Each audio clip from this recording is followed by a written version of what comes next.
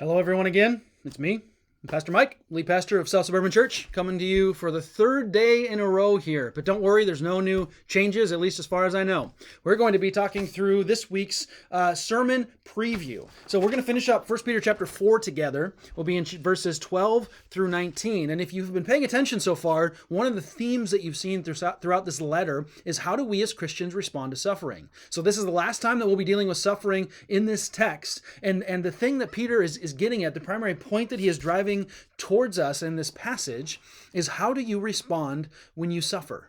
What is your knee-jerk reaction? What is your instinct when you are wronged? Because what we're seeing in the midst of this passage for Sunday is we shouldn't be surprised when they do come. Instead, what we're commanded to do is rejoice. So I don't know about you, but I feel like we're struggling right now. I feel like it's a really difficult season in the midst of things shutting down, in the midst of us not going to be able to meet together here pretty soon. And that grieves me. That saddens me. That makes me unhappy about the current state and the way things are.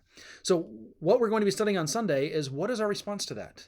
What do we do when we suffer? Because what Peter reminds us to do in the midst of here is to rejoice in the midst of our suffering.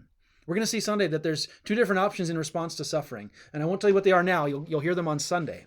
But we can have two different responses to our suffering here on earth. We can either rejoice or we can bemoan it. We can complain about the current state that things are. Instead, what I want to encourage us to do is to rejoice in the midst of that. So again, this coming Sunday will be the last in-person service that we'll have for the foreseeable future. We'll have one service at 10:30. If you don't feel comfortable coming in person, be here online. Remember, please wear your masks. And if you would like to prepare to read the text beforehand, read 1 Peter 4, verses 12 through 19. I'm looking forward to digging into this text with you, and we'll see you, Lord willing, on Sunday morning.